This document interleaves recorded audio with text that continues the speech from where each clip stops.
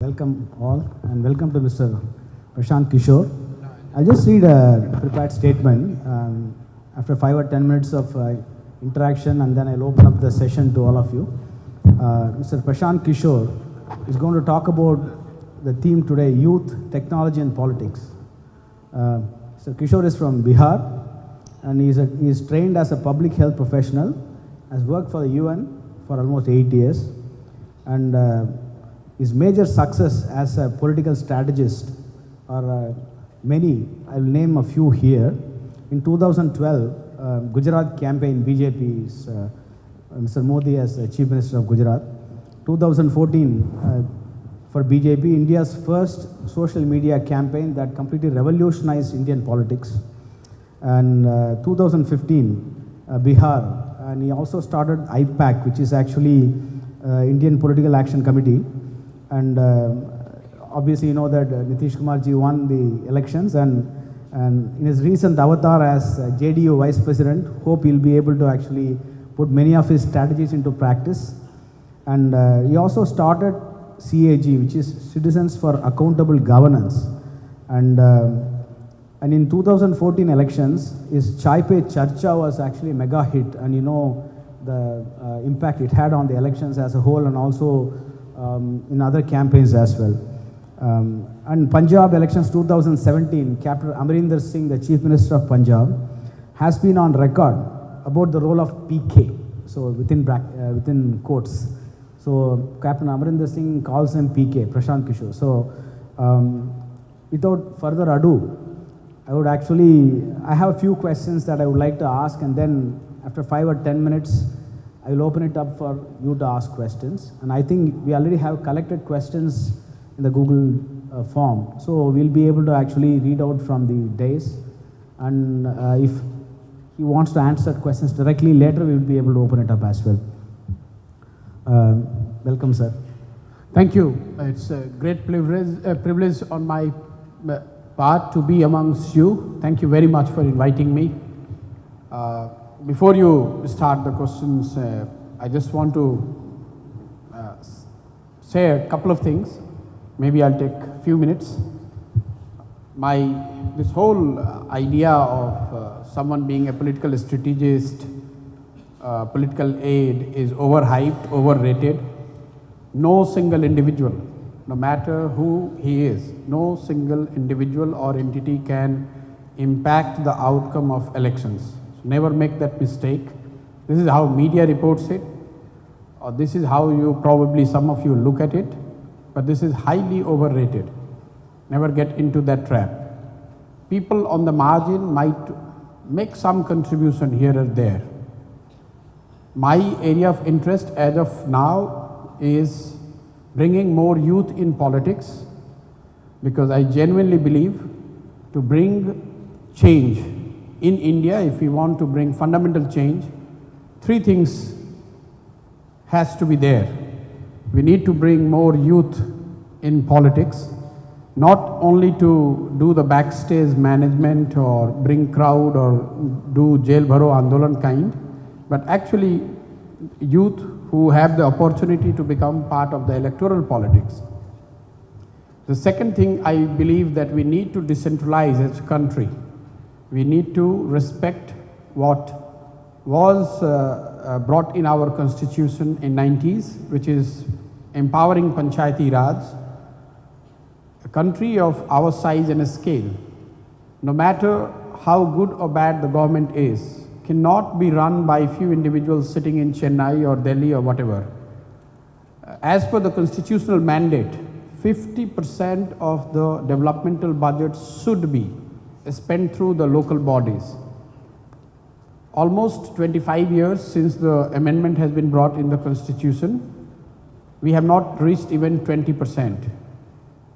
And the third thing which I am very passionate about is allowing lateral entry at a scale in government. Something on which I had a difference of opinion with Mr. Modi after he became Prime Minister, one of the reasons I would have left. And so on these 3 points, I would love to take any questions, but these are the 3 things which I am passionate about. This is what I do. What I am doing as of now on all these 3. I'll take 1 minute on, as far as youth in politics is concerned, I have made a commitment now that next 2-3 years of my life, I'm going to dedicate it fully to bring 100,000 youth in politics, those who otherwise do not have a political background, and out of those 1 lakh people, at least 15,000, 12 to 15,000 people are going to fight elections in Bihar. Because I have a political platform in Bihar, I cannot commit anywhere else. But this is something which anyone who is listening to me or following me or even from a distance have interest in what I do should hold me accountable to. That if I am able to deliver this commitment in next couple of years, I should get 1 lakh plus people in the political establishment I am part of, and make 10,000, 12,000, 15,000 of them fight elections at different levels. The second thing is the decentralization. In Bihar, I am committed to make the local body election fight on the party symbol, because that is where the leadership should get trained and emerge from. So next elections which you will see in Bihar, the local bodies elections, which elects close to 2 lakh people every round, you will see that will be fought on party symbol. And third, on the lateral entry, what I wanted to create in India was the Bharat Vikas mission that would have allowed at least, if not more, 20,000 people to literally come seamlessly in the government, work in the area of their choice, come and go back. An idea which me and Mr. Modi shared and developed almost 2 years, because a lot of you might not know, I have been working with him since 2011, and not as a political strategist. I left UN and came to work on malnutrition with him, and this is one idea on which we were invested. For whatever reason it did not work out. In Bihar when we won, the first thing I got Nitish Kumar to agree is to set up this Bihar Vikas mission, where lateral entries, it's a setup where lateral entries are allowed, not in the manner and scale which I would have wanted, again, because you have to realize, understand one thing, these setups, there is so much of resistance to lateral entry. You might have seen an ad by Government of India where they have asked for 10 posts that they wanted to fill through lateral entry, and there was so much of halla gulla about it, because bureaucracy that runs the government has been running the government for decades. No one would like a young person from IIT who has done a research in water resource to come and starts advising the water resource secretary. That guy might be running, I was just joking with some of your colleagues, the guy was running a health department or transport department, today he becomes the water secretary, and he is supposed to be knowing everything. You as a young researcher might have gone to the best school, you might be knowing the best practices in water resource, but you have no opportunity to go and contribute in how the Chennai's water problem could be solved. The commissioner here who sits here and probably knows not even W of water has come to the department only 5 days back. Before that, he might be running any department. He is the master of everything. So this will happen, and sooner or later, whoever takes my help has to commit. This is the fees I demand, that you have to create a lateral entry system. Ideally, I thought, as all young people think, I'm no longer as young as I claim to be. I'm 41, but in India, if you are in politics, you are never old. Everyone is a yuva neta. But I think in next few years, if I would be lucky and if I'm able to win few more elections, you will see this lateral entry at least starting at the state level. Couple of things which you do not pay attention to. Why so important to get youth in politics? Everyone talks about yuva, but do you know in 1952, the first Lok Sabha which we had, 26% MPs were below 40 years. 26% MPs in first Lok Sabha were below were 26 below 40 years. Today, what is the number? 7%. Only 7% MPs today are less than 40. Now you need to know something more about it. Those who are below 40 and are MPs, 67% of them, I am talking about all parties included, are belonging to some political family or the other. No one is allowed to enter. If you are below 40, 67% MPs in this present Lok Sabha belong to some political family. I give one more layer of information. Below 40, if you are a Congress MP, 100% of them are political dynasty. 100%. I encourage you to go and check the data. Net data is free. You are all computer savvy guys. Look at this figure. The bulk of member parliament in the first Lok Sabha, their age group was 40 to 55. 54% of MPs in our first Lok Sabha were in the age group of 41 to 55. If you add these two groups, 2/3 of MPs were below 55 in the first Lok Sabha. Today, the maximum number of MPs, 46% to be precise, are in the age group of 55 to 70. And 13% of them are more than 71 years. A phenomena which first 3 Lok Sabha was never there. If you look at the first 3 Lok Sabha, not only 52, 57, 62. In 3 Lok Sabha, we never had MPs who were 70 and above. Maybe 1 or 2 here and there. It started only from 1967 onwards. Now such is the case that close to 15% MPs are above 70. Why? Because entry for the younger people who do not have money, who do not have political background is becoming difficult. You are also getting less enthusiastic about politics. A quote which I always share with my colleagues, I must share with you. Plato has said that if you do not participate in democracy, be ready to be ruled by your inferiors. So you might be feeling good about being in IIT, being a scientist, engineer, whoever you are, or whatever you want to become. But if you keep cribbing about the politicians and the politics, be ready that someone will rule you who will be much inferior to what you are. So you do not participate in democracy at your own cost. So please, sitting in the room and cribbing about politicians is not good enough. If that has to ever change, it has to be changed by people of India. People will not come from outside India to change the politics. That does not mean that you leave your studies. That does not mean that you do not prepare for your civil services or engineering, whatever you want to do. But keep in mind that when life gives you a chance, do try. Even if you do not want to become active politicians, be informed, be engaged. For that you do not necessarily need to join a political party. But there is nothing that prevents you to spend some time knowing and engaging on the issues that actually concerns your own life and the generations to come.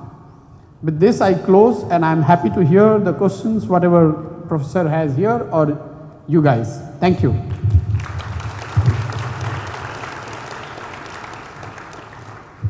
So actually before we came here, several students and Mr. Kishor had a very interesting discussion about various issues. And we would like to touch upon a few of those issues to set the stage, set the ball rolling. And after that, it will be a very short discussion, okay? Then we'll open up to the students. In real politics, winning is everything. Does policy or governance play a major role in political campaigns, or are that just tactics and strategy to win elections? So winning is important in every sphere of life. not only in politics. Make no mistake. How much is the importance of governance or the delivery? In real terms, it's not that much. So a lot of time you hear that actually governance does not fetch you vote. But what it does fetch is the credibility. If I have to simplify what works to the best of my understanding, not that I know a lot, you need to get the combination of three things right if you have to win elections. One is the messenger, which is the leader. You need to be enthused by the person, you have to have a trust on that guy. If Prashant Kishor says that I will change India, no one is interested because I don't have that credibility or trust among the people.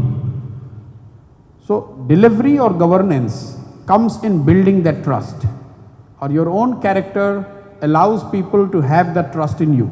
If someone has delivered as CM or as a member parliament or as an MLA, when he says that I will do X, Y, Z, there is a greater degree of trust. But per se, if you have built road, you have built hospital, that will not fetch you vote directly. But it gets into the brand or gets into the making of the messenger or the leader. The second thing which is important is that guy should say the right thing. The message and the messenger should be having the right message. If people are concerned about unemployment and you are talking about something else, of course there will be no connect. And the third thing what you hear about campaign and the various method is the format in which he engages.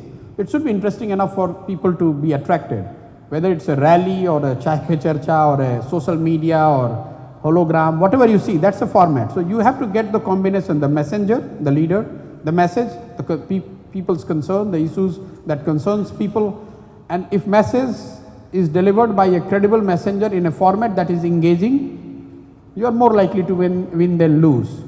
So whatever you have delivered as part of government contributes in you as a messenger, and also probably if you have worked hard, you also know to get the right message across. Many people get this wrong. I would say most of us we get it wrong. You'd be surprised to know there are a lot of people from Andhra here, I was told.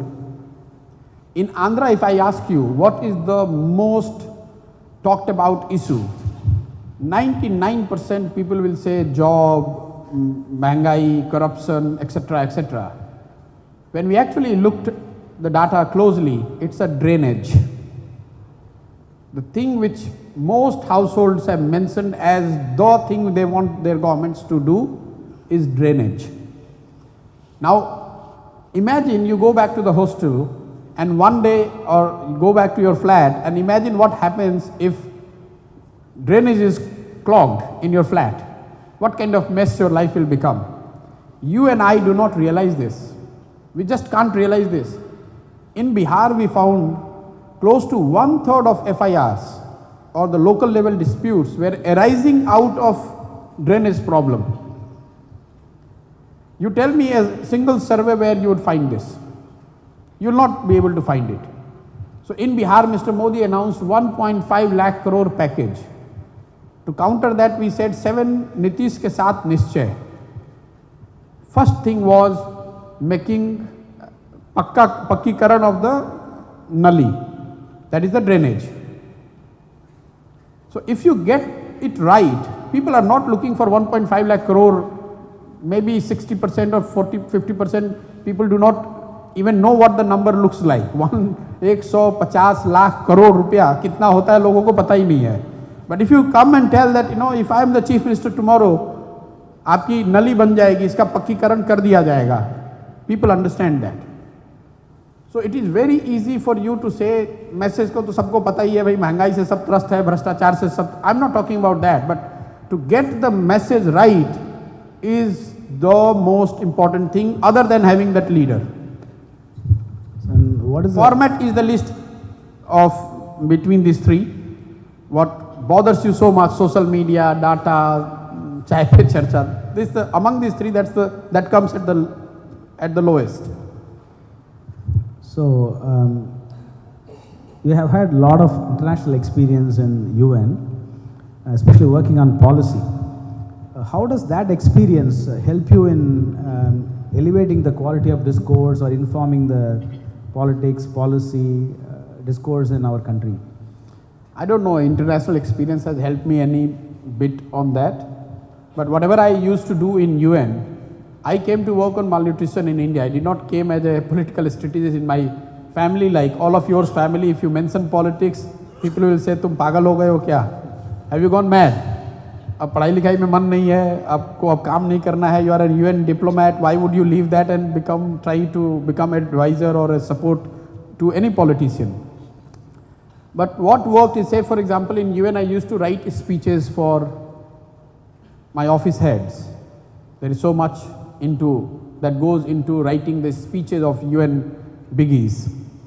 When I came to Mr. Modi, I remember after 4 months, first time I was brought into, because he was coming to a famous paper in your state, Tughlaq. So he was to deliver a speech in English. So he would have said, okay, ये आए हैं प्रशांत जी, इनको भी मतलब जो उनकी 4-5 लोगों की टीम थी, call him also. So that was my first thing, and I would have also written something which he would deliver here as a speech. And then they realized that okay, it is good. Then one step done. Then we launched him on Facebook.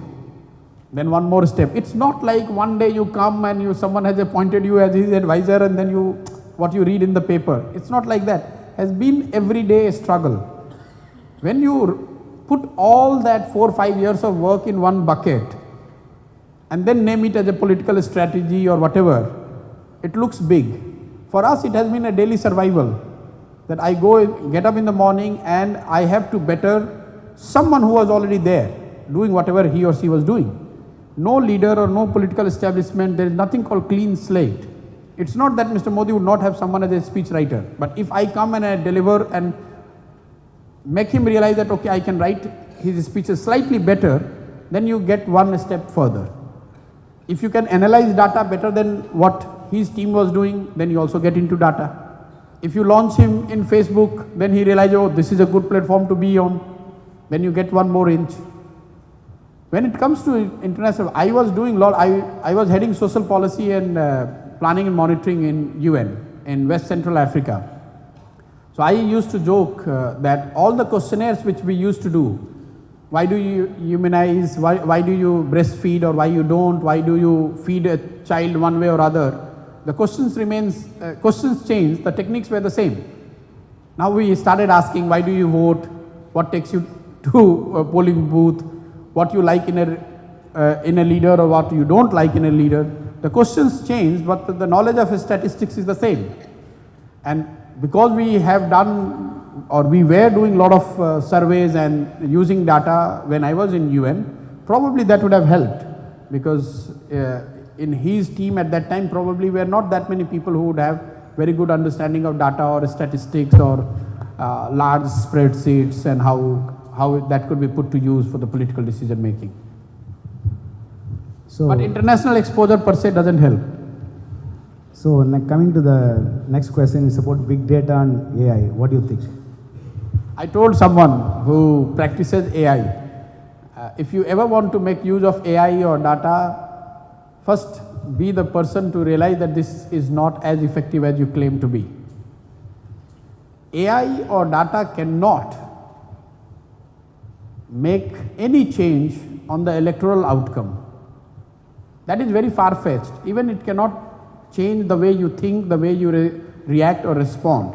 What it could do is to help understand how people think, what they are doing. It is bringing a structure to gathering lot of information.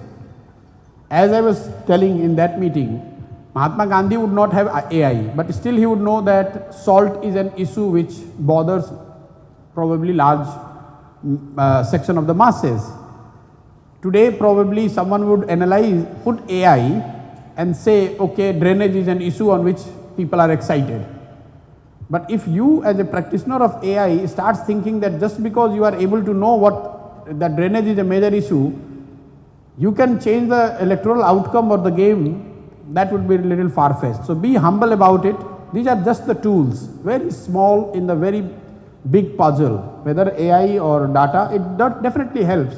More so because our country is so big. everything runs into millions.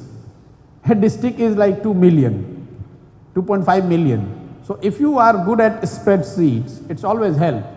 Even if it is simply sorting the name, number, surnames, people, different attributes, their behavioral traits, it always helps.